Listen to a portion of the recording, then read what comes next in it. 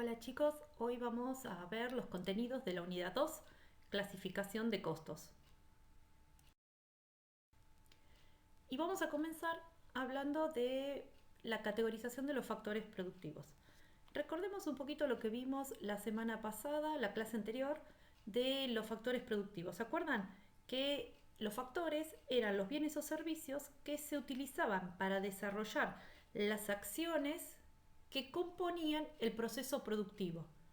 Que este proceso productivo combinaba distintos tipos de acciones para dar como resultado, ¿sí?, los bienes o servicios, es decir, los resultados productivos que son el objeto de la empresa que estamos analizando o que estamos estudiando. De los factores productivos, lo más común es que pensemos en la forma de obtenerlos y en esta forma de obtenerlos en su adquisición del mercado. Sin embargo, existen dos tipos de factores productivos de acuerdo a la forma de adquirirlos.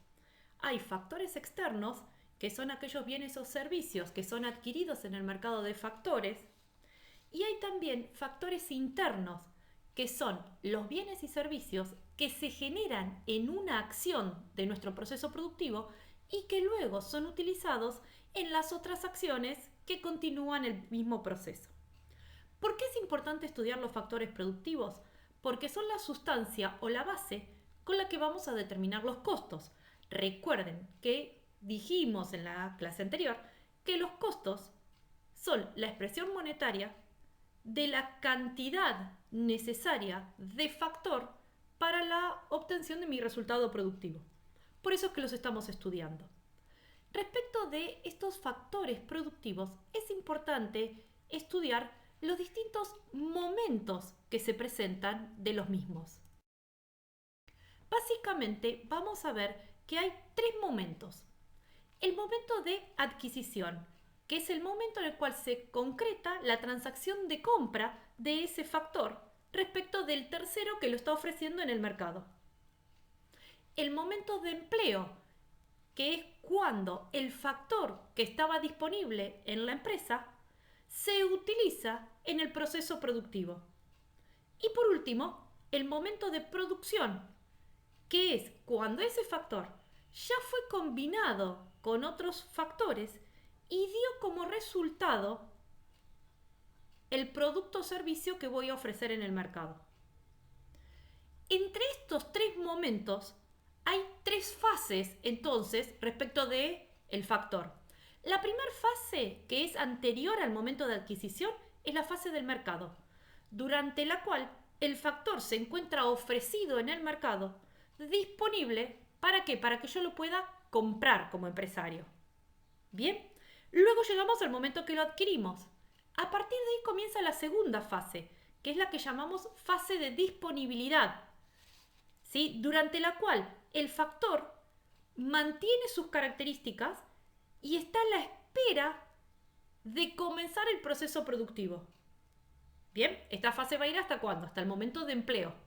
Y ahí comienza la siguiente fase, la tercera fase, que es la fase de combinación, durante la cual ese factor, como lo dice su nombre, se combina o se asocia de algún modo a otros recursos o a otros factores para lograr, al final de esa fase, el resultado productivo, el bien o servicio que vamos a ofrecer al mercado.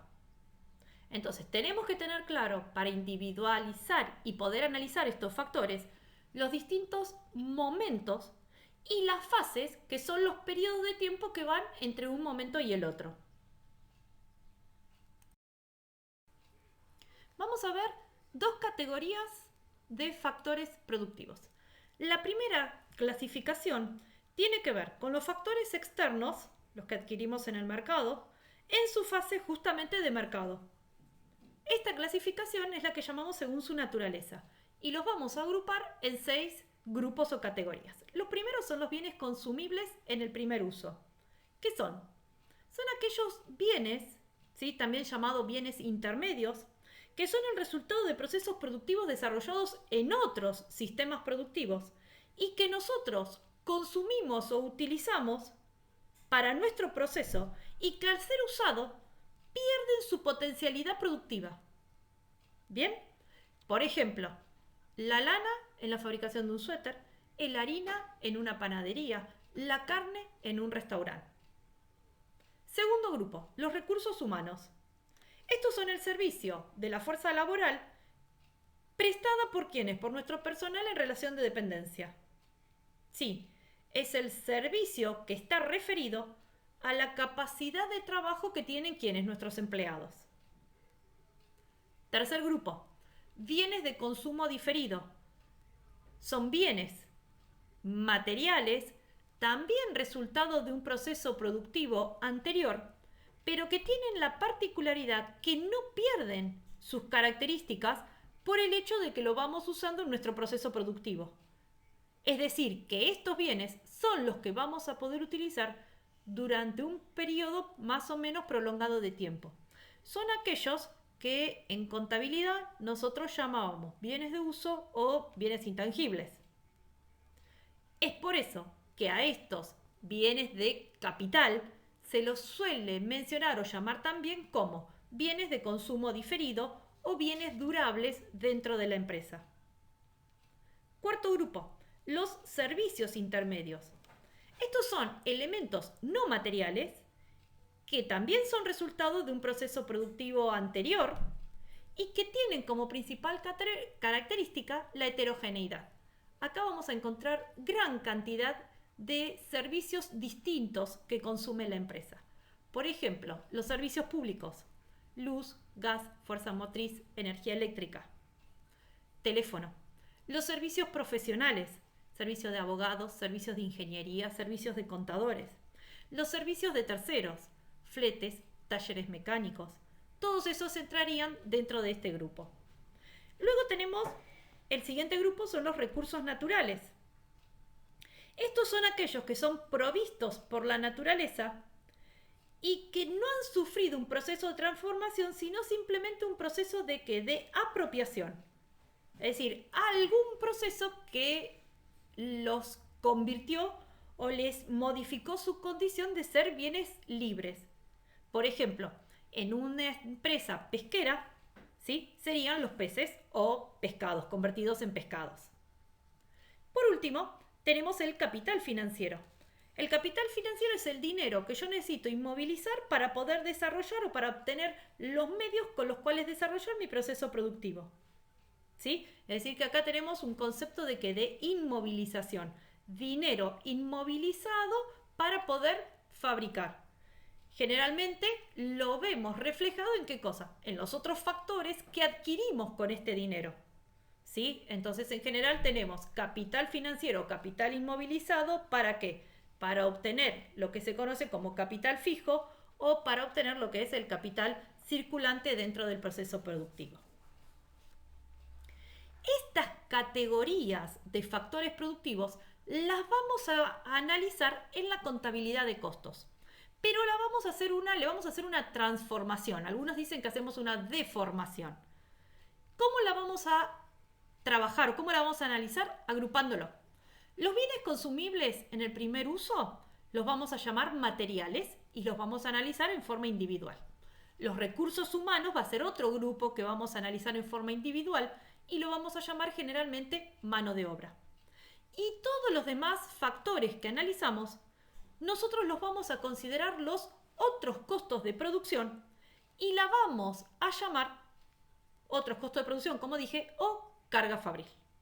Bien, entonces esos 6 grupos de factores productivos para costos los llevamos a 3: materiales, mano de obra y otros costos de producción.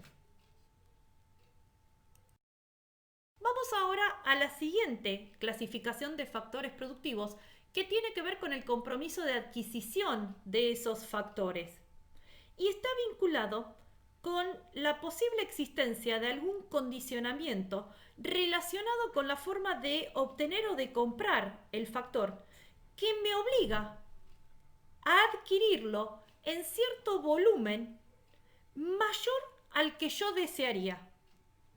Ejemplo, en la panadería vamos a comprar o adquirir harina.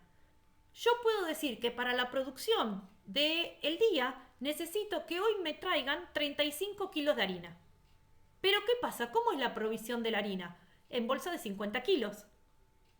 Entonces, si yo tengo que adquirir a este proveedor, ¿cuánto le voy a tener que comprar? Voy a tener que adquirir 50 kilos o una bolsa de materia prima.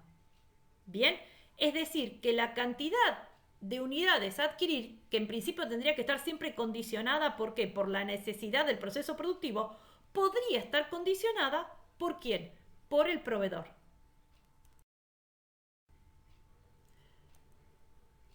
Entonces, para este criterio puede existir un factor que tenga condicionamientos vinculados con su aprovisionamiento que obliguen a recibir entonces volúmenes que no necesariamente están relacionados con las necesidades de mi proceso productivo.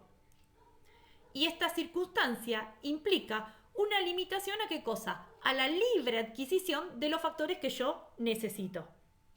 En función a esto, los factores se clasifican o se agrupan en dos tipos. Los factores de libre disponibilidad, ¿sí? Que son aquellos que no tienen ninguna restricción, por lo tanto la cantidad que voy a adquirir es una decisión interna en función a nuestro proceso de producción, y los factores de adquisición comprometida, que son aquellos que sí tienen algún condicionante y que por lo tanto la cantidad que voy a adquirir, si bien está relacionada con el proceso productivo, va a partir de qué cosa? De una decisión externa. Recién dijimos como ejemplo el tema de la bolsa de harina en la panadería. También otro factor de adquisición comprometida en las empresas es, por ejemplo, la contratación de personal. ¿Sí? El empleado va a trabajar por jornales entero o por mes entero. O la contratación de un alquiler de un inmueble. O de un contrato de locación de servicios que sea también de contratación periódica. Todos estos son factores de adquisición comprometida. Vamos a empezar ahora con lo que sería la clasificación de los costos. Primero, ¿qué es clasificar? Clasificar es encontrar dentro de un conjunto de objetos ciertos criterios que permitan agruparlos de acuerdo a alguna característica similar. Bien, un criterio. ¿Sí? ¿Y qué es el criterio? El criterio es distintos ángulos de observación o puntos de vista desde los cuales podemos analizar los objetos, en este caso los costos, ¿para qué? Para clasificarlos. A continuación vamos a ver varias clasificaciones de costos. Las más importantes que vamos a ver y vamos a analizar son las siguientes. Según la naturaleza, es decir, según los tipos de elementos involucrados, según la función a la que están destinados estos costos, según su temporalidad, según su variabilidad, es decir, la vinculación que tienen con el nivel de actividad de la empresa, según la posibilidad de controlabilidad del responsable del sector en el cual se consume, según la relevancia del mismo ante la toma de una decisión, su imputación, es decir, la vinculación que hay de ese costo con un objeto o resultado productivo, según el impacto financiero que tienen los costos, en función al uso de la potencialidad del factor productivo, y la última, según la naturaleza del devengamiento. Bien, vamos a empezar. Para nuestra primera clasificación, vamos a recordar que si bien la empresa la podíamos analizar como un conjunto de acciones que se vinculaban para lograr o generar el proceso productivo, esas acciones o funciones se las puede agrupar según las tareas específicas que cada una lo realiza. Y según estas, suele haber dos grandes grupos de funciones. Las funciones principales, que incluyen la función de producción y la función de comercialización, y las funciones de apoyo o de servicio, que son aquellas que contribuyen al logro del resultado por parte de quienes, de las funciones principales. ¿Cuáles son estas funciones de servicio más comunes que se habla? La función de administración y la función financiera. Dentro de las funciones principales, si bien dijimos que el común de las empresas habla de la función producción y comercialización, algunas también podrían considerar como una función más a la función de abastecimiento. ¿De qué depende? De la importancia que tenga, la relevancia de esta función dentro de la empresa. Hay empresas en las cuales es conveniente separarla. ¿Por qué? Porque insume gran cantidad de costos, porque tiene muchos proveedores, muchos procesos distintos de adquisición, licitaciones, concursos, licitaciones públicas, privadas. Entonces, por la magnitud de su operación y de sus costos, es necesario separarla y considerarla una función aparte. Si no, en el análisis tradicional hablamos de funciones principales e incluimos producción y comercialización. Clasificar los costos según las funciones, entonces es asignarlo de acuerdo a las tareas que se van a desarrollar. Primer paso, para poder analizar esta clasificación, ¿qué tenemos que tener claro en la empresa? El organigrama. Es decir, tener identificadas las responsabilidades y tareas y funciones de cada uno de los integrantes de la organización. Primer grupo, los costos de la función de producción. ¿Qué va a abarcar? Todos aquellos insumos que sean necesarios consumir. ¿Para qué? Para producir los artículos o los servicios que presta la empresa. ¿Sí? Entonces acá ¿qué vamos a tener? Los materiales, los salarios, la depreciación o amortización de los bienes de uso, la fuerza motriz, la energía eléctrica, el gas, los seguros, ¿sí? Los servicios, todo lo que se consume dentro de nuestra fábrica. Estos costos sirven para evaluar los inventarios. Por lo tanto, al ser consumidos, van a formar parte de ¿qué cosa? Del activo de la empresa. El segundo grupo van a ser los costos de la función de comercialización, que son aquellos que están vinculados con la venta y entrega de los productos a nuestros clientes. Estos costos se los considera consumidos en el periodo en que se los realiza. ¿Y cuándo se los realiza? Cuando se los vincula con la comercialización o venta de un producto. Por lo tanto, estos costos no están vinculados con un nivel de producción, sino con ¿qué cosa? Con el nivel de ventas. Y patrimonialmente, como están vinculados con la venta, deben imputarse contablemente como ¿qué? Como resultados del periodo. ¿Por qué? Porque ya están vinculados con la venta, con un ingreso. ¿Sí? Entonces acá ¿qué tenemos? Los sueldos de los vendedores, las comisiones, ¿sí? Los gastos de los locales de venta, el alquiler, la luz de estos locales, las muestras, los servicios de postventa que tengamos que ofrecer. Todo eso formarían parte de costos de esta función de comercialización. Luego tenemos la función de administración, que son los costos vinculados con la dirección y la administración de la empresa. ¿Sí? Entonces ahí van a tener los sueldos, las cargas sociales de los directores, los síndicos, el consejo de vigilancia, el personal del área de administración, la amortización de las oficinas y los bienes de oficina, los gastos de papelería, de computación, la amortización de los software que usamos para el procesamiento de datos. Bien, todo eso formarían parte de la administración. Y por último tenemos la función financiera, los costos de la función financiera, que son los que tienen que ver con el costo o con todo el interés, los distintos tipos de interés que tiene que afrontar la empresa. Si bien hay ciertas empresas que suelen asociar los costos de financiación con los de administración, este es un análisis erróneo. ¿Por qué?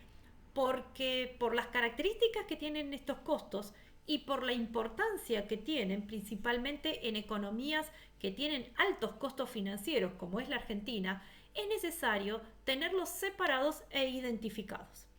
Recuerden siempre que tanto los costos de la función de administración como la función financiera no van a formar parte nunca del activo de la empresa, sino que patrimonialmente deben reconocerse como resultados del periodo. Estas son las funciones típicas de una empresa. La clasificación la podríamos ampliar o reducir según la estructura funcional real que tiene cada empresa y según las características propias. Recordemos, en todos los casos, que las funciones podrían agruparse, dijimos, a nivel superior en funciones principales y en funciones de apoyo o de servicio. Pero también podríamos abrirlas, ¿sí? Es decir, agruparlas en niveles inferiores. Por ejemplo, en el área de producción los costos de la función producción los podríamos dividir en planificación de la producción y después por ahí por los distintos pasos del proceso productivo. Producción corte, producción ensamble, producción terminado.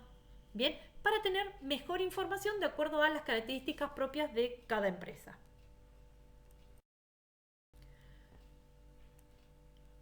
Los costos de, dijimos, la función producción suelen ser muy diversos. Por ejemplo, si estuviéramos en una carpintería, encontraríamos madera, pegamento, alquileres, el trabajo de nuestros empleados, las cargas sociales, la luz, la fuerza motriz, amortizaciones, ¿sí? Los seguros, los fletes. Estos serían algunos ejemplos. Ahora, todos estos factores, ¿qué hacíamos? Los vamos a agrupar también por su naturaleza. ¿Sí? Entonces estamos hablando factores de la función producción y los agrupábamos según su naturaleza. Bien, esto tiene que ver con algo que ya hablamos cuando clasificamos también a los factores productivos. ¿Cómo los agrupamos por su naturaleza? En 3 grandes grupos, dijimos. Acuérdense, ahora ya hablamos de la teoría de los costos. ¿Cuáles son esos 3 grandes grupos? Los materiales, que son aquellos bienes tangibles que podían ser almacenados, que son adquiridos en forma previa por la empresa y que pasan por distintas fases. Y acá tenemos algunas consideraciones. Primero, yo los adquiero en forma previa y se va a producir su almacenamiento, durante la que se conoce como fase de ¿qué? De disponibilidad. Mientras los materiales se encuentran en esa fase, obviamente que forman parte del activo de la empresa y se lo va a registrar en las cuentas contables que llamaremos materiales. Luego, estos materiales comienzan el proceso productivo y pasan a la que dijimos que se llamaba fase de combinación. Durante esta fase van a formar parte del costo de producción y van a estar contablemente reflejados en las cuentas que vamos a denominar de producción en proceso. Segundo grupo de factores, la mano de obra. Este era el factor humano que interviene en el proceso de fabricación. ¿Qué va a incluir? Va a incluir no solo los salarios y remuneraciones que se le asignan al personal, sino también otras prestaciones como son las leyes sociales o los beneficios adicionales que se devengan por este personal contratado por la empresa. Cuando hablamos de beneficios adicionales, es otros beneficios a los que tiene derecho el empleado por trabajar. Por ejemplo, al cobro de vacaciones pagas, al cobro de un sueldo anual complementario o aguinaldo. Todo eso forma parte del costo de la mano de obra. El último grupo, ¿sí?, eran los otros costos de producción o carga fabril. Y esta era la gran variedad de todos los demás factores productivos que se consumían dentro del proceso. En general, como tienen tantas características y son tan distintos, se suele definir como que en este grupo están todos los factores que no son ni materiales ni mano de obra. Vamos a ver acá 2 conceptos que solemos usar cuando empezamos a analizar esta categoría de elementos. Uno es el de costo de conversión. El costo de conversión va a ser aquel que agrupa la mano de obra más la carga fabril. Bien, entonces cuando hablamos del costo de conversión de una industria es porque estamos hablando de 2 elementos justos. ¿Por qué costo de conversión? Porque son los elementos que transforman o convierten a los materiales o materia prima. Y por otro lado, podemos hablar también en las industrias del costo primo. Y el costo primo es el conjunto del costo de los materiales más la mano de obra consumidos en el proceso productivo. La siguiente clasificación es la que conocemos como clasificación por variabilidad o que vincula los costos con el nivel de actividad de la empresa. Esta clasificación permite analizar el comportamiento que tienen los costos ante los volúmenes de actividad de la empresa. En función a esta, hay 2 grandes grupos extremos de costos. Los costos variables, que son aquellos cuya magnitud en valores totales tienen un comportamiento sensible a las variaciones en el nivel de actividad, y los costos fijos, aquellos que en su cuantía total permanecen constantes en el tiempo y a los que no los afectan los cambios en los niveles de actividad de la empresa. Es decir, que siempre que querramos analizar según esta clasificación los costos, vamos a tener que analizarlos en función a ¿qué? A un referente. ¿Y cuál es el referente? El nivel de actividad. Bien, vamos a ver el comportamiento frente al nivel de actividad, ¿sí? De la función que estamos analizando. Y entonces viene la siguiente pregunta. ¿Qué nivel de actividad vamos a tomar? Si nosotros estamos analizando un costo de la función de producción, entonces el nivel de actividad que vamos a considerar es el de producción. Y si estamos analizando un costo de la actividad o de la función de comercialización, el nivel que vamos a considerar es el nivel de ventas. Vamos a ver ahora los distintos tipos de costos según esta clasificación. Los primeros serán los costos variables. Estos son los que crecen o decrecen con las modificaciones en los volúmenes. Cuando ustedes estudiaron economía, esto se acuerdan que se relacionaba con ¿qué cosa? Con la curva de producción. Esa curva de producción la analizaban en 3 etapas. Y el costo tenía distintos comportamientos según la etapa de la producción en la que estábamos. En la primera etapa se acuerdan que los costos eran crecientes, luego eran constantes y finalmente se convertían en decrecientes. En costos, nosotros vamos a considerar, ¿sí?, que estamos trabajando en empresas que se encuentran en la segunda etapa. Con lo cual decimos que los costos son de crecimiento constante, es decir, que tienen una relación constante ¿con quién? Con las cantidades. Y de ahí que vamos a graficarlo con una línea continua o una función lineal, diríamos. Característica general. Siempre un costo variable va a tener una magnitud que va a cambiar, obviamente, en el mismo sentido en que lo hace el nivel de actividad. También recuerden que puede haber distintos tipos de costos variables. Nosotros hablamos de los costos variables proporcionales, es decir, aquellos que la magnitud cambia en la misma proporción en lo que lo hace el nivel de actividad. Pero podríamos tener también casos de lo que serían costos variables progresivos, ¿sí? Es decir, que su magnitud aumenta más que proporcionalmente al cambio en la cantidad. Por ejemplo, yo fabrico un producto y empiezo a aumentar la cantidad de unidades que fabrico. ¿Y qué pasa? Empiezo a tener problemas de provisión de materia prima. Y por necesitar más materia prima tengo que recurrir a alguna de menor calidad. Con lo cual tengo más desperdicio y necesito más para fabricar cada unidad de producto. ¿Sí? En ese caso, ese costo que era variable se empieza a convertir ¿en qué? En progresivo. A medida que necesito para fabricar más unidades, me genera mayor costo variable. También puede haber algunos que sean costos variables regresivos. Son la inversa. Es decir, que cuando aumenta la cantidad, ¿qué va a pasar? La proporción de este costo es menor la que requiere cada unidad adicional. Esto pasa en otro caso, cuando yo puedo conseguir materia prima y al comprar mayores cantidades, obtengo del proveedor más bonificaciones o mejores precios. Entonces, a mayor cantidad, cada vez que va creciendo, ¿qué pasa? Es un poquito más chico el costo variable en el que incurro. Volvemos a lo mismo. ¿Cuáles vamos a analizar nosotros? Cuando hablemos de un costo variable, vamos a hablar siempre de los costos proporcionales. Por lo tanto, lo que vamos a estar diciendo es que si yo tengo un costo y mi nivel de actividad aumenta un 10%, el costo variable ¿en cuánto va a aumentar? En un 10%. Esto nos llevaría también a pensar que, ¿cuál es el caso extremo? Que cuando yo no tengo fabricación o producción, este costo ¿cuánto va a ser? Cero. Si yo hablo, como decíamos hoy, en nuestra fábrica de pullovers, el costo variable podría ser la lana que se consume. La lana consumida. Si yo no fabrico nada, ¿qué pasa con la lana consumida? No se consume nada.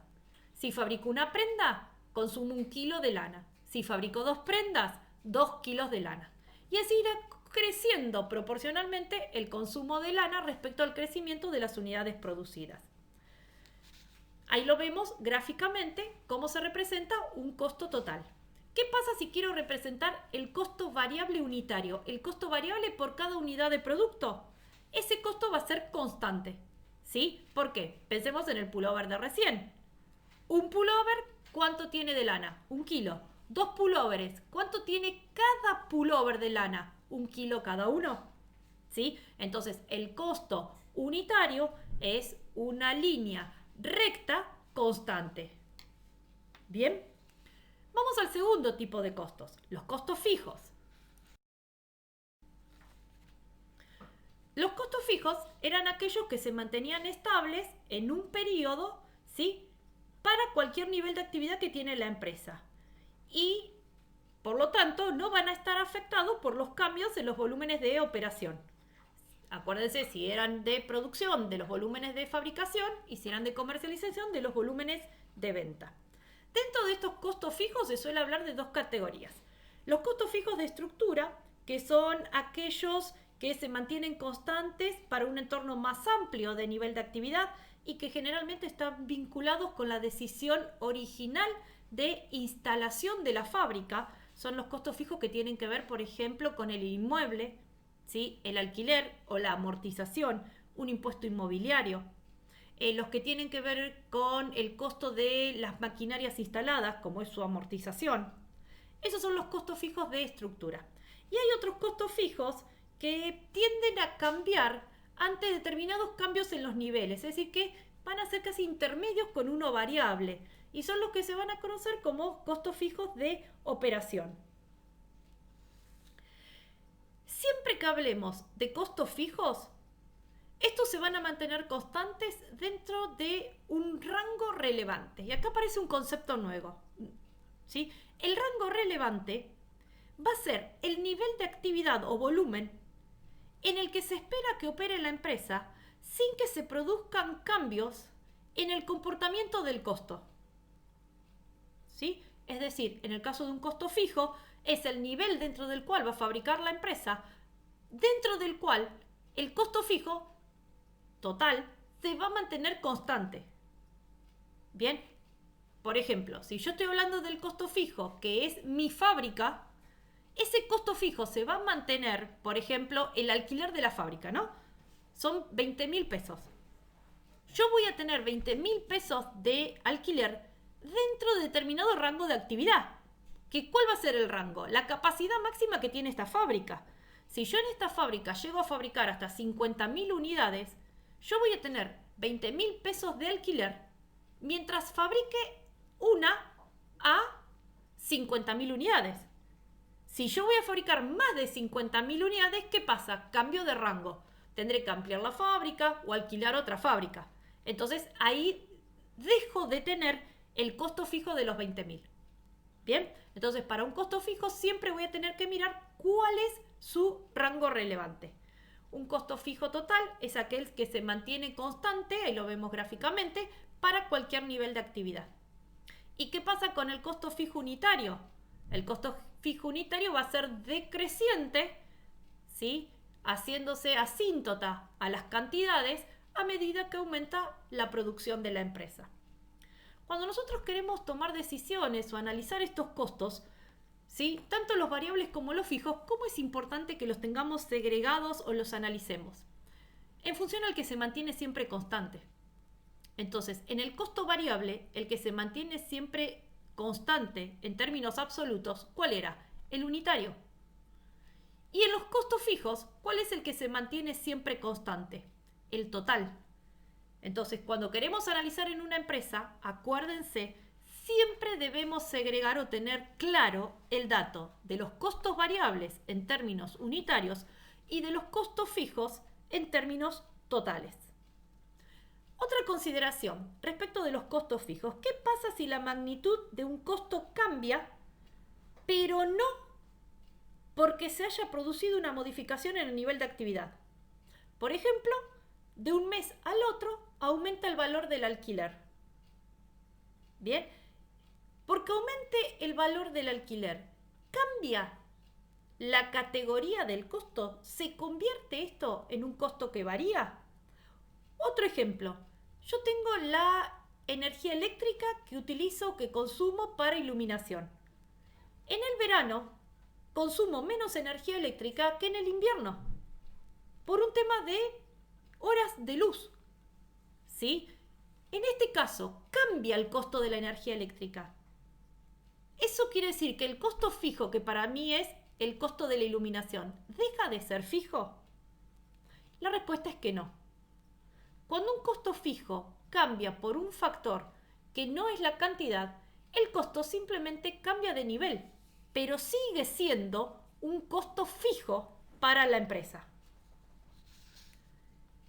Ahora, entre estas dos categorías extremas de costos, variables y fijos, existen otras. Los costos semivariables. Los costos semivariables son aquellos que tienen un comportamiento fijo y luego crecen en forma proporcional al incremento en las unidades producidas. Estos costos, ¿sí?, para poderlos analizar, ¿qué van a requerir? Van a requerir que los segreguemos, ¿sí?, que los llevemos o separemos en los dos costos extremos que tenemos, en la parte fija y en la parte variable. Hay varios métodos para hacer esta segregación del costo fijo y variable. El que nosotros vamos a ver, ¿sí?, que es el más simple de calcular, es el que se conoce como punto alto y punto bajo. Bien, lo que vamos a buscar entonces es separar el componente físico del componente variable. Para esto lo que hacemos es hacer una serie de observaciones históricas del costo, identificando determinados niveles de actividad con el costo que hubo. ¿Sí? Acá tenemos un ejemplo en el cual tenemos el nivel de actividad que está medido en kilogramos fraccionados, ¿sí?, de una materia prima, y el costo de la energía eléctrica consumido, que es uno de los típicos costos semivariables. Si ustedes piensan en un costo semivariable, son aquellos que tienen una parte fija y una parte variable. ¿Qué pasa con la energía eléctrica? Tengo que pagar un abono por tener el servicio y luego de determinada cantidad, ¿qué pasa? Empiezo a pagar un monto por kilowatt consumido. ¿Sí? Eso es un costo semifijo. O, por ejemplo, otro costo semifijo podría ser, semivariable, podría ser el sueldo de un vendedor que cobra un monto fijo y después una comisión por las ventas que realiza. Esos son costos semivariables. Una parte fija y después son variables. Vamos a seguir con el método. ¿Cómo lo segrego? Observación histórica. Veo distintos niveles que tuvo este costo. ¿Qué dice? Comparo un punto alto y un punto bajo. Busco dentro de la observación el punto más alto, en este caso los 15.000 kilos, con un costo de 350 pesos, y el punto más bajo, los 9.000 kilos, con un costo de 220. A partir de ahí, ¿qué voy a ver? Voy a analizar la amplitud, ¿sí?, de ese intervalo. ¿Sí? Entonces, ¿qué voy a decir? Voy a comparar el punto alto y el punto bajo. ¿En qué? En unidades. ¿Sí? En unidades, que serían los 15.000 kilos menos los 9.000, que son 6.000 kilos de procesamiento. Y en costos. En costos, la diferencia de costos, que van a ser 350 menos 220, son 130 pesos. Entonces, ¿qué decimos? Que para fraccionar esos 6.000 kilos que hubo entre los 9 y los 15, me demandó un incremento de costos de 130. Que obviamente que si es incremento, ¿qué es? Todo variable. 130 es el costo variable de 6.000 kilos que fraccioné. Entonces, a partir de ahí, ¿qué saco? El costo variable unitario. A partir de ahí identifico que 130 dividido 6.000 me da 0,02166. ¿Qué es eso? El costo variable por cada kilo que fracciono. A partir que tengo el costo variable de cada kilo que ustedes fraccionan, podemos calcular, ¿qué cosa? El fijo. ¿Por qué? Porque tenemos el costo total y tenemos el variable. Fíjense, si lo calculamos para el punto alto tenía un costo total de ¿cuánto? De 350 pesos. Dentro de esos 350 pesos hay un costo variable. ¿Que el variable cuánto es? 2,16 centavos por cada uno de los 15.000 kilos. Es decir, que el variable en total son 325 pesos. 350 en el total, 325 el variable. Por diferencia, ¿qué nos queda? El fijo. Bien, en este caso, el costo fijo es de 25 pesos.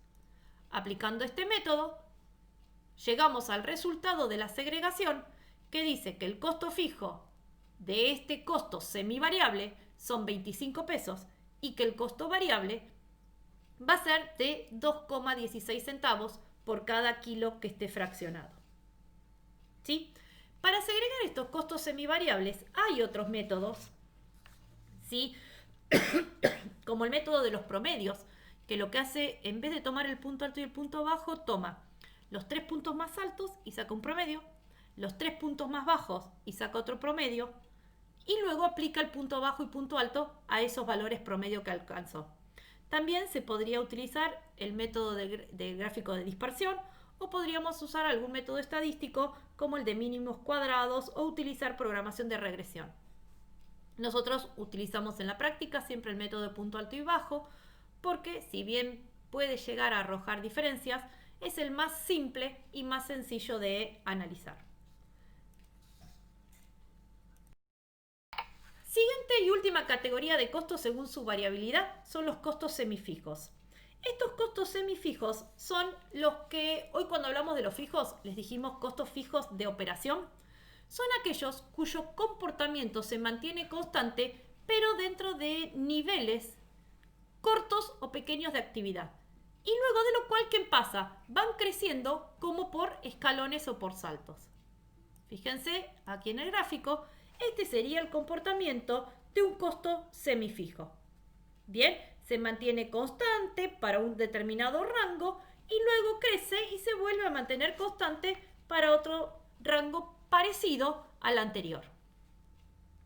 Estos costos semifijos van a tener la particularidad que los vamos a analizar por cada uno de los rangos. Por ejemplo, veamos el caso del costo de supervisión de personal. Si consideramos que tenemos un supervisor, ¿sí?, que la capacidad de supervisión es de 5 empleados y que obviamente los empleados van a aumentar en la empresa en proporción a que aumenten los niveles de actividad. Mientras yo vaya contratando entre 1 y 5 empleados, ¿qué va a pasar con la cantidad de supervisores? Tengo 1, ¿sí? Y por lo tanto se va a mantener, en este caso hay un valor chico de sueldo, pero supongamos que es este el sueldo, se va a mantener en un costo de 1.500 pesos por mes. Entre 1 y 5 de nivel de actividad. ¿Qué pasa cuando yo contrato al empleado número 6? Supera la capacidad de control de un supervisor. ¿Y qué tengo que hacer? Contratar 2 supervisores. Entonces, para un rango de actividad a partir de 6 empleados, voy a necesitar contratar 2 supervisores y por lo tanto tendré un costo laboral de ¿cuánto? Del doble, 3.000 pesos. Se va a mantener este costo laboral de 3.000 pesos constante mientras yo contrate 6, 7, 8, 9 o 10 empleados. A partir del empleado número 11 que tenga que contratar, ¿qué va a pasar con este costo? Se vuelve a incrementar porque tengo que contratar un tercer supervisor. Para estos costos de tipo semifijos, lo importante es tener identificado el rango y el costo total para ese rango que estamos analizando. En la clasificación por controlabilidad, a los costos los vamos a agrupar en controlables y no controlables. Los costos controlables son aquellos respecto de los cuales el responsable de un área puede actuar sobre los mismos en su nivel de autoridad. Los aumenta, los disminuye o los elimina según su propia decisión. Ahora, recordemos que cuando hablamos de un costo, el mismo tiene un componente físico y un componente monetario. Y cuando hablamos de controlarlo, tendríamos que estar midiendo la posibilidad de decidir sobre la eficiencia en la cantidad que se consume de ese costo, como en el monto cuantía que se eroga por la obtención del mismo. Entonces, para poder decir que son controlables, tenemos que ver si se puede actuar sobre los dos componentes, físico y monetario, o solamente la responsabilidad de control es sobre alguno de los dos. ¿Por qué? Porque si hablamos, por ejemplo, de un costo de una materia prima, podemos estar controlando, ¿sí?, la cantidad que consumo, pero seguramente el área de compras es la que va a ser responsable por la cuantía monetaria que demanda la adquisición de cada unidad de ese factor. Entonces, por ejemplo, en el área de producción podríamos tener como costos controlables el tipo de envases que utilizamos para fraccionar o la cantidad de horas necesarias para realizar una determinada tarea. Pero es probable que el factor monetario lo decida en otras áreas o otras funciones de la empresa. Los costos no controlables son aquellas que no está a nivel del responsable tomar la decisión de modificarlos. ¿Por qué? Porque son decisiones que se tomaron a un nivel superior o en una función distinta a la que nosotros tenemos. Por ejemplo, costos controlables podría ser el alquiler del local de la empresa, ¿sí? O la cantidad de materiales que están disponibles, o para el área de producción podría ser el costo de adquisición de la materia prima en función a lo que venimos hablando. Otra clasificación es según el periodo en que se revelan. Y acá vamos a tener costos del periodo, que son aquellos que se generan y consumen en el mismo periodo. Por ejemplo, la materia prima que compro y consumo en un periodo. O tenemos también lo que son costos futuros. ¿Qué quiere decir esto? Son costos que se adquieren en un periodo, pero que se consumen en periodos futuros o venideros. Por ejemplo, la compra de una maquinaria que se va a consumir a través de la amortización que se realice en la misma, a través de los varios años en la que se vaya utilizando. Siguiente clasificación en función de la temporalidad de los costos. En función de esta clasificación vamos a tener dos tipos de costos. Primer grupo, los costos históricos. Estos costos históricos o reales son los que se utilizan en las registraciones contables y en la preparación de los estados contables. La principal característica es que, como son reales, permiten medir en forma exacta, correcta y demostrable el costo consumido o incurrido para la obtención de un producto o para la obtención o prestación de un servicio. ¿Por qué? Y como dije, como son reales, ya pasaron. Entonces tengo forma de medirlos y verificarlos. Dentro de estos costos históricos, a su vez, podemos clasificarlos en dos grupos.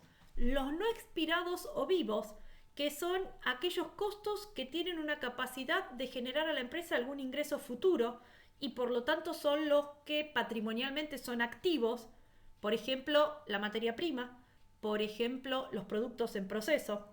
O también podríamos hablar de un segundo grupo que son los costos expirados o muertos, que son los que ya están vinculados con una venta, ¿sí? Entonces pierden su condición de activos para tener que reconocerse como resultados del periodo. Esos son los históricos. El otro grupo de costos son los costos predeterminados o costos futuros. Si bien dijimos que la contabilidad patrimonial está vinculada a estos costos históricos, la contabilidad de gestión va a estar interesada ¿en qué? En los costos predeterminados. ¿Por qué? Porque los costos históricos a nosotros nos van a permitir analizar y evaluar qué es lo que pasó en la empresa, ¿sí? Para poder tomar una decisión sobre eso que ya pasó. Pero no la podemos modificar porque ya transcurrió el hecho, porque ya fabricamos y porque ya la obtención del producto nos demandó un determinado costo. En cambio, los costos predeterminados los voy a utilizar principalmente ¿para qué? Para tomar decisiones. ¿Por qué? Porque como estos son costos futuros, su determinación me va a poder o me va a permitir planear la producción, decidir si me conviene o no fabricar. Y una vez que fabriqué, me va a permitir también poner controles y medir o comparar qué pasó entre eso que yo había predeterminado y la realidad que se dio luego del proceso productivo. Dentro de estos costos predeterminados hay dos grupos. El primer grupo son los costos estimados. Podríamos decir que este es un costo al que puedo lograr acceder. Es el costo que puede ser. En general, para su determinación, uno se basa en el promedio de costos de periodos anteriores ajustados a los cambios que se esperan para el periodo para el cual lo estoy estimando.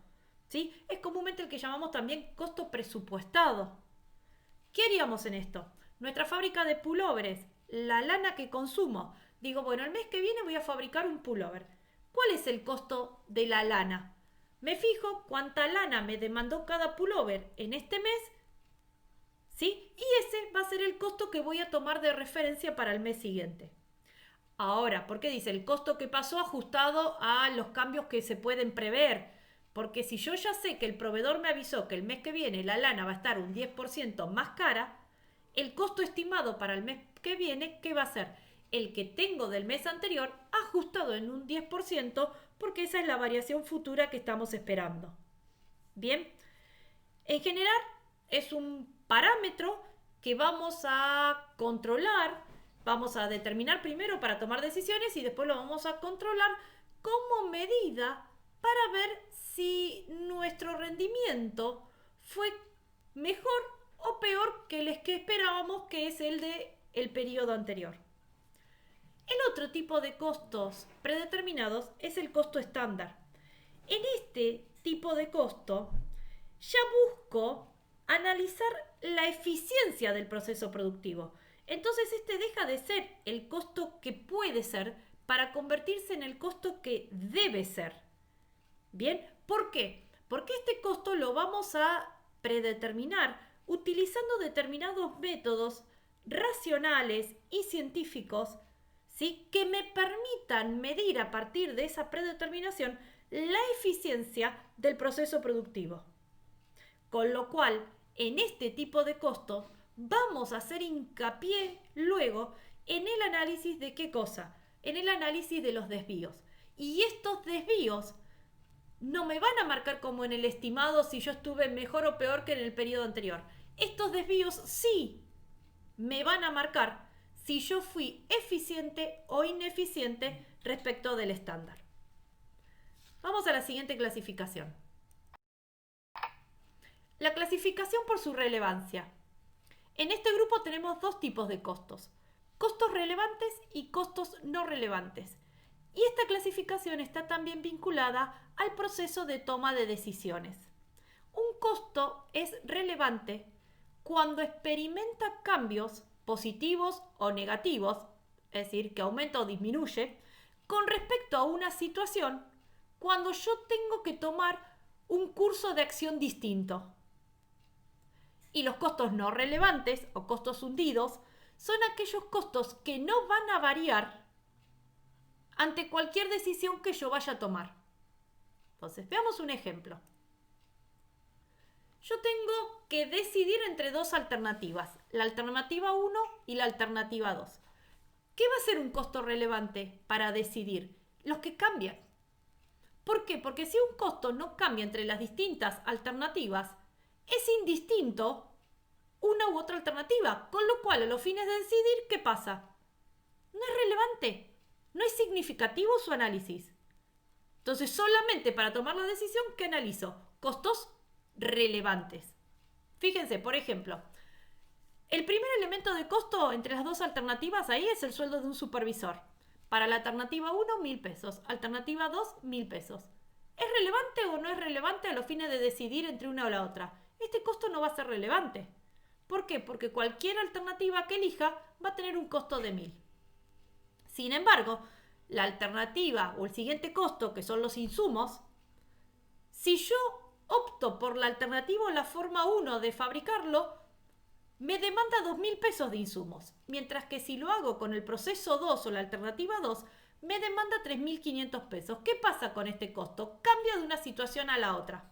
Bien, entonces este costo podemos decir que es relevante y sí lo voy a considerar a los fines de tomar la decisión. Siguiente costo, el trabajo de terceros o servicios de terceros, ¿sí? La alternativa 1 tiene 500, la alternativa 2, 1.000. Aumentan. ¿Qué pasa? Cambia de una a la otra. Entonces, ¿es relevante? Sí, es relevante.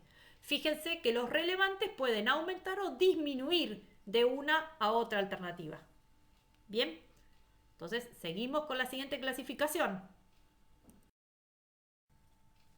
Para esta clasificación, que es la clasificación en función a la vinculación con la unidad de costeo, lo primero que tenemos que definir es qué es una unidad de costeo o también llamado centro de costos.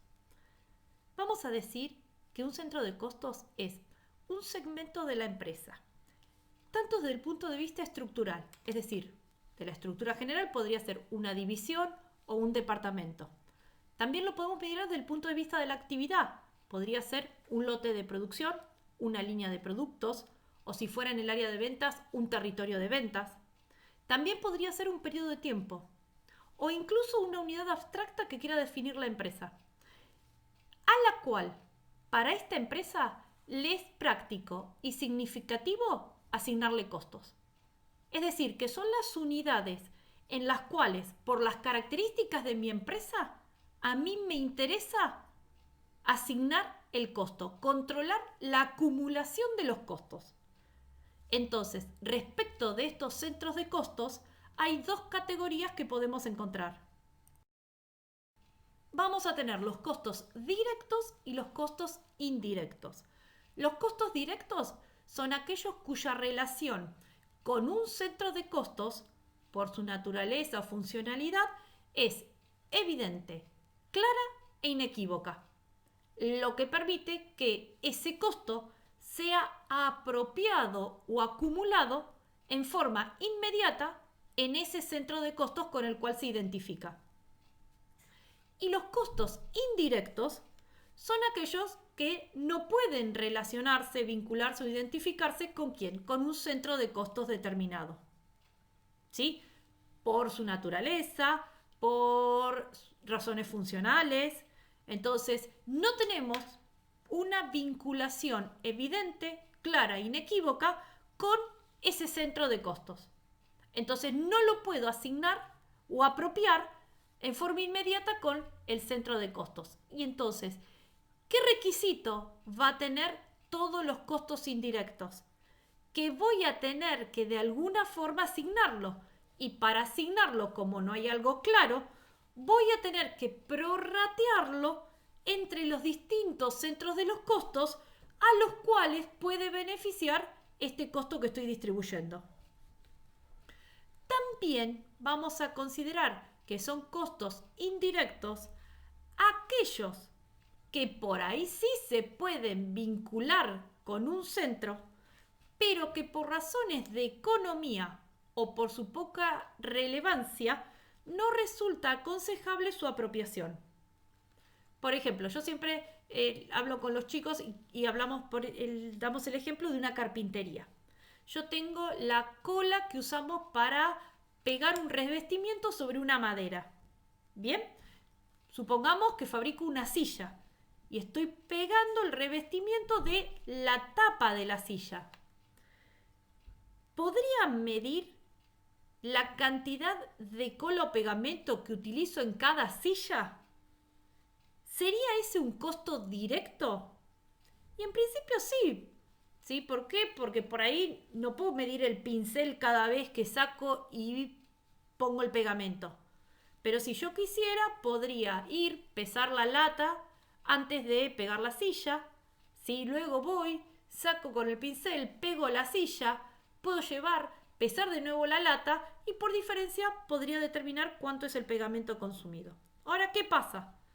Para hacer todo este proceso necesito que un empleado pierda tiempo y me genera seguramente un costo que es más alto el costo de medir el consumo que el costo propio de la cola utilizada. Entonces, en ese caso, ese costo lo podemos considerar como un costo indirecto a pesar de que existe la vinculación por una razón de orden de economía o relevancia. Bien, vamos a la siguiente clasificación.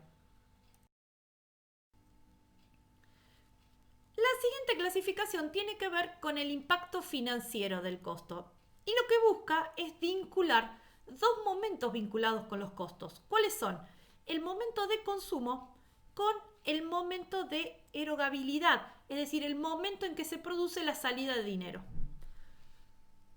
En función a esto hay dos categorías. Costos erogables, que son aquellos costos que llevan asociada una salida de dinero en el corto plazo respecto del consumo.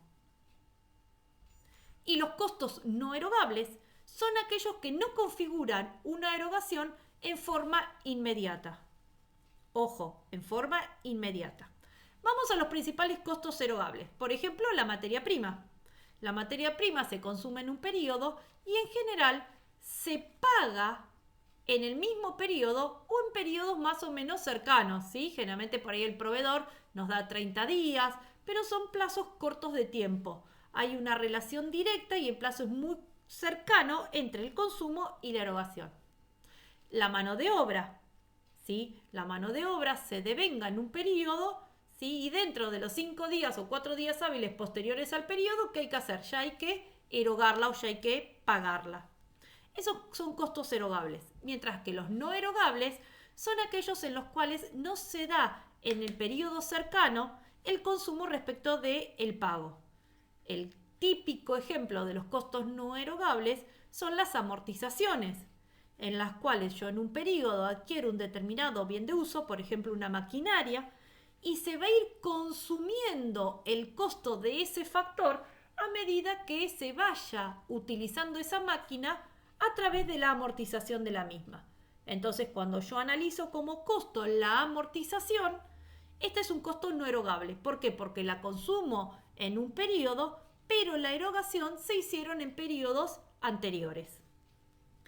Generalmente la incorporación de los costos en una u otra categoría está vinculado con el plazo de análisis de la información. ¿Por qué? Por ejemplo, piensen en otro ejemplo, ¿no? Que no sea la amortización. Si yo le digo un seguro de incendio. Yo contrato un seguro de incendio para mi fábrica que es de pago anual y lo pago en el mes de enero. En el mes de enero va a estar la erogación. Si yo lo considero, ¿sí? Mi análisis como el mes de marzo, en el mes de marzo, ¿qué pasa? Se va a devengar o a consumir una parte de ese seguro anual de incendio, pero no hay erogación. Entonces, si yo mi análisis lo hago sobre el mes de marzo, el costo del seguro es un costo ¿de qué tipo? No erogable.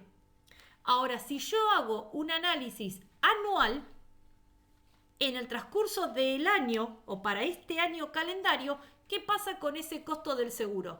Ese costo es erogable. Bien, entonces el categorizarlo de una forma a la otra siempre lo tenemos que hacer dentro del marco de un plazo de tiempo.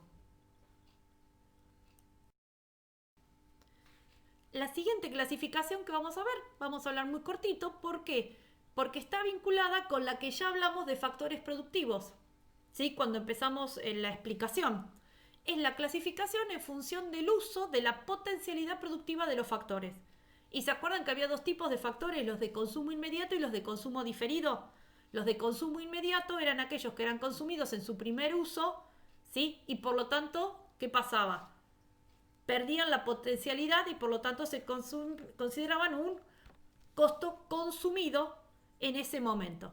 Mientras que los factores de consumo diferido eran costos que se extendían en el tiempo, ¿sí? Que yo los podía utilizar más de una vez y por lo tanto no perdían su valor con el primer uso. Eran los que llamábamos los costos vinculados con qué cosa, con los bienes de uso, los bienes intangibles. Y ahora sí, vamos a nuestra última clasificación. La última clasificación tiene que ver con la naturaleza del devengamiento. Y esta es otra clasificación que generalmente la hacemos ¿para qué? Para tomar decisiones. Respecto de esta clasificación, hay dos tipos de costos. Los costos independientes de la opción del mercado, es decir, independiente de la decisión que yo puedo tomar, y los que vamos a considerar costos de oportunidad. Los costos independientes son los sacrificios económicos concretos que yo hago para prestar un servicio o fabricar un producto. La materia prima que consumo, la mano de obra que se devenga y que consumo en el proceso productivo, los otros factores de producción que utilizo. Todos esos son sacrificios económicos concretos de mi proceso productivo. Pero también, cuando yo lo miro desde el empresario, existe otro costo, que es el costo de oportunidad. El costo de oportunidad es el sacrificio económico que se manifiesta a través de la resignación de un beneficio que se podría haber obtenido en el supuesto de que se hubiera tomado una decisión alternativa distinta a la que se optó. ¿Sí? El ejemplo típico es el interés del capital propio. Veamos un ejemplo. Supongamos que el empresario tiene una alternativa que tiene que invertir 100.000 pesos. ¿Para qué? Para realizar un proceso productivo. Ahora, el empresario, esos 100.000 pesos, ¿qué podría hacer? Depositarlos en un banco y obtener un rendimiento. ¿Sí? En el ejemplo dice un 10%. Ustedes saben hoy, las tasas de interés por colocar dinero en un plazo fijo están alrededor de un 32, 33%. Entonces el empresario podría tomar sus 100.000 pesos, colocarlos en un plazo fijo y ganar un, supongamos, 10% o más. Pero si no, podría montar una empresa. Si el empresario monta la empresa, va a obtener ingresos y va a incurrir en costos. En nuestro ejemplo, decimos que el empresario va a montar la empresa, en un año va a obtener 150.000 pesos de ventas anuales, va a incurrir en costos, ¿sí? Materiales, mano de obra y otros costos de fabricación por 142.000 pesos. Con lo cual, el contador miraría la contabilidad y diría, te fue bárbaro. 150.000 pesos de ingresos, 142.000 de costos, tuviste un beneficio de 8.000 pesos en este año. Ahora, para el empresario, ¿realmente cuál fue el resultado de la decisión? ¿Realmente fue beneficiosa? ¿Realmente le fue bien al empresario? Y vamos a medirlo. Vamos a ver cuál es el resultado de esta decisión. Está bien, realizó venta y tuvo ingresos por 150.000 pesos, tuvo costos por 142.000, pero también tenemos que considerar que por haber invertido la plata en este proyecto, dejó de ganar 10.000 pesos, que él ya los tenía asegurados. ¿Sí? Con lo cual, respecto de este proyecto, ¿qué es lo que voy a decir? Que este empresario no ganó. Por tomar esta decisión, el empresario perdió 2.000 pesos. ¿Bien? ¿Por qué? Porque él podría haber ganado 10.000 y ganó tan solo 8. Entonces, por tomar la decisión de realizar el proyecto, perdió 2.000 pesos.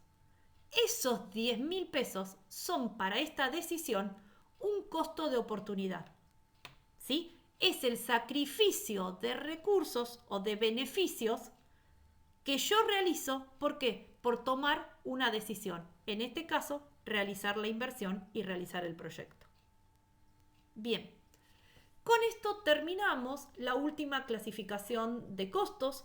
Ustedes van a ver varios ejercicios prácticos en los cuales analizan las distintas clasificaciones y cualquier consulta nos escriben a través del foro y se las iremos respondiendo o las vamos a ver en la clase virtual que vamos a tener respecto de este tema. Nos vemos en la próxima, chicos.